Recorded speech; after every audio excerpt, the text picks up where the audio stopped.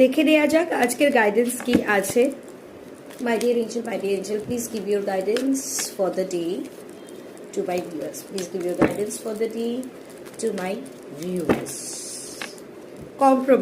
Compromise মানে এটাই আছে, আমরা হতে পারি জীবনে অনেক ক্ষেত্রে কম্প্রোমাইজ করি, বুঝতে পারি না কি করছি কি করছি না, জাস্ট মনে হয় যে এত স্ট্রাগলস কেন, এত হ্যাসলস কেন। সেটা কোনো অ্যাসপেক্টস অফ লাইফই হতে পারে, not necessary in relationship, career হতে পারে, ফ্যামিলি হতে পারে, রিলেশনশিপও হতে পারে।